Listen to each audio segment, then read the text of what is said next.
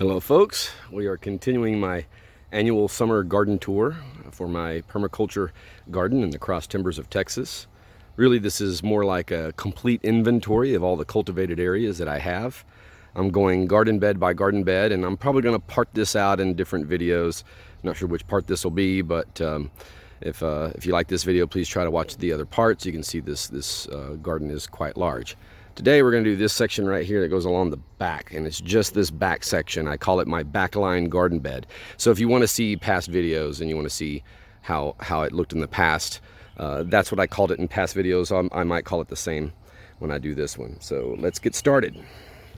This section here in front of my old chicken coop, I don't know if I included this in what I used to call the side yard garden bed along with this asparagus, but this year I'm going to include this all for the back line. There's another garden bed that I used to separate out called, I think I called it my tomato bed, but this year I'm going to include it in the back line as well. So if you want a comparison, that's how you can find those videos, and I'll probably link them in the description and annotate. All right, let's go see what we got here. We got an American plum that I planted to backfill some of the American plums that died, and my backyard garden videos will cover those, and my side yard garden bed videos. See, here we have a lantana that spread itself basically, because what I wanted to plant was this thornless blackberry, but this lantana decided it wanted to take it over, which is just fine with me. We'll leave it that way. And I have a Chickasaw plum. I want to mention that I'm doing this video at noon. We are having consistent 100-degree temperatures. I've done these videos later in the year than I normally do because I like to do these videos when everything is stressed, so you can actually see, you know, the system at its limits. That don't make no sense. So, all right. So what you see, this big mess here is asparagus, and there are some dormant onions and things growing in the asparagus. You can see I've got this sunflower growing out of it. In my other garden videos, I talk about sunflower, prairie tea, and some other natives that are ubiquitous. They're everywhere and they're edible. All right, you can see here a dead wild lettuce. So when I'm talking about dormant crops, I do have quite a bit of that on the property. Okay, this is gonna be fun, like a seek and find. This I planted new this year. This is wild rocket arugula. It's going to grow quite well. I already know how well that's going to grow here. We got some prairie tea that I've mentioned already.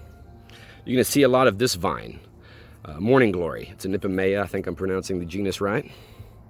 Not really necessarily edible, but the seeds are supposed to be medicinal or hallucinogenic. I don't eat this, but I do use it as like a shade cloth to kind of cover this blackberry. Not as much as I had on it last year because I've cut a lot of it away. But and I accidentally killed the fuzzy bean, which is edible, that was growing and left the Ipomaea, the morning glory. So that's unfortunate.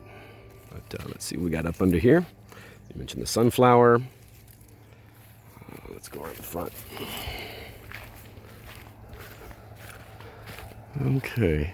Okay, so we got a Georgia collard, second year I think. I had one here that was like 4 years old, but it finally gave way, it died. Here in the back we have another blackberry. Climb in this garden bed. Okay, so we have some other blackberries here in the back. Let me climb in here and see if I can get a look at it. They're not very big. You can see I have a little one here, Centipede cane. The larger cane back here. I'm kind of checking on the health of these guys. This is one of the worst, most driest parts of my garden. It sent up a new cane back here, and the one in the center, let's see how it's doing. Yeah, that's not bad. Okay, and we have some oregano that I planted very late in the year, and I don't know if it's going to make it, but I'm trying. And let's see here, we got passion flower growing on top of a goji berry. Got some common mint back here. And these back here are not sunflowers. Those are Jerusalem artichokes.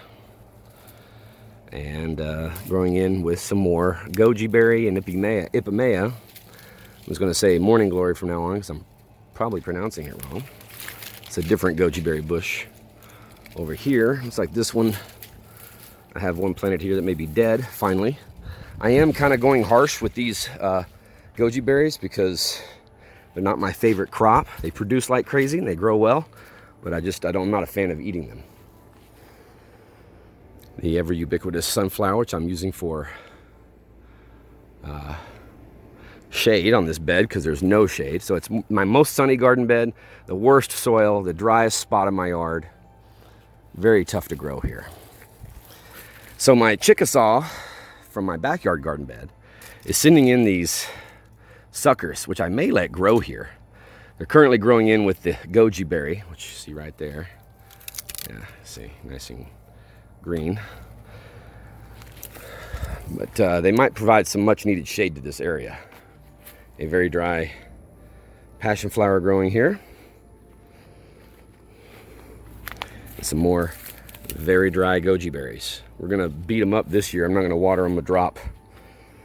And we'll see if they live. All right. Underneath here we have quite a bit of prairie tea. And I mentioned, let's go back here.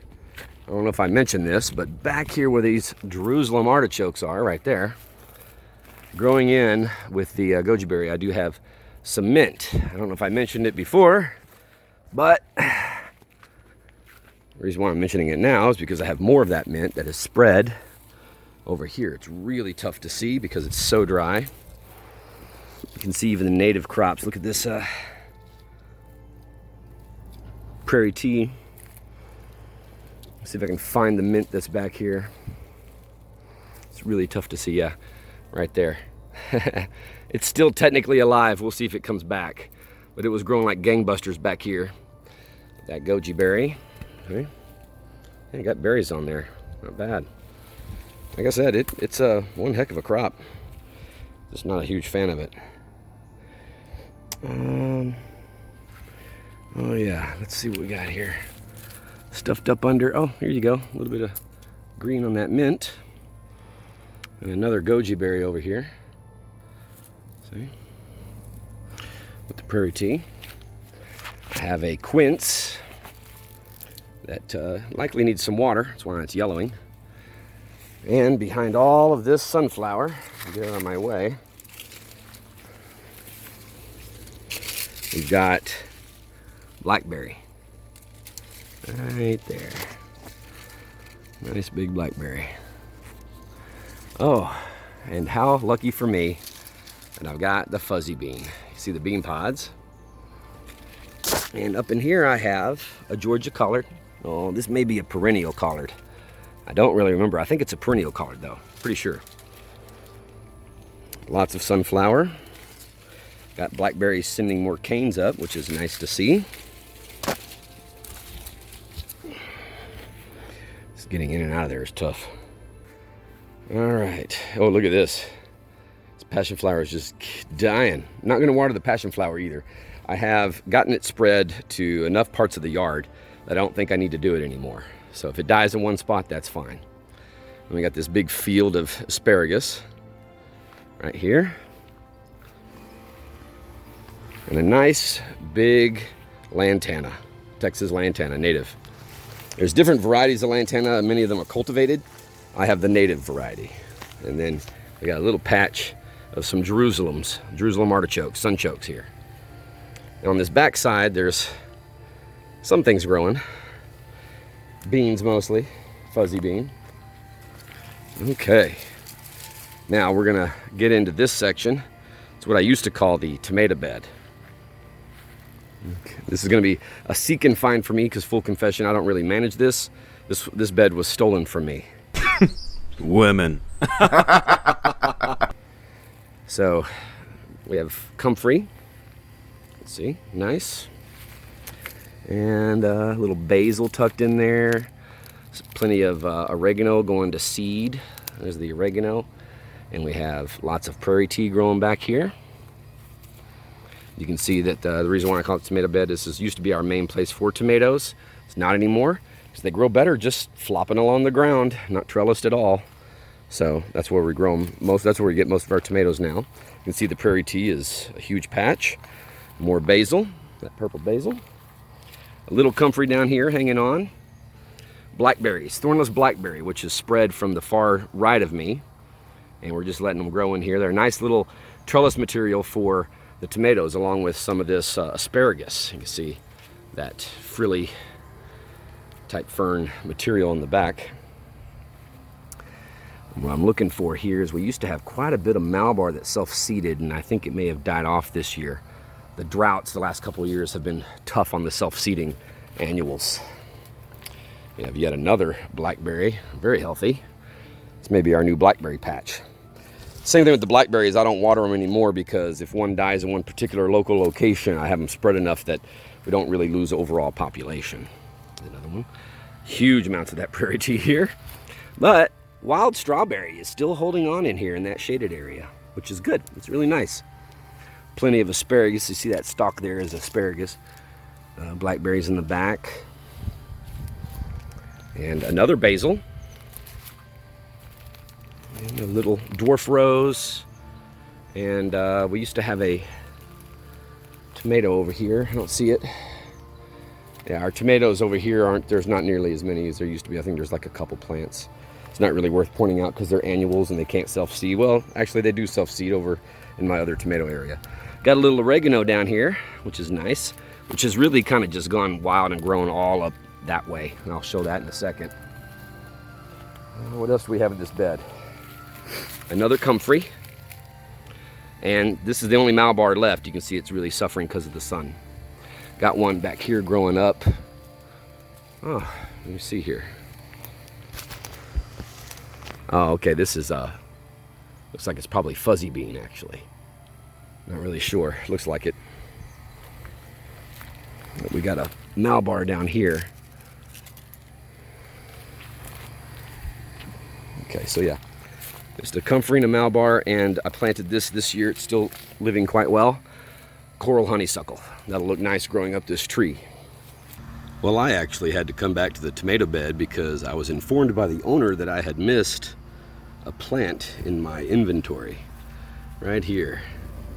Nestled up underneath this prairie tea is a nice big fat sage.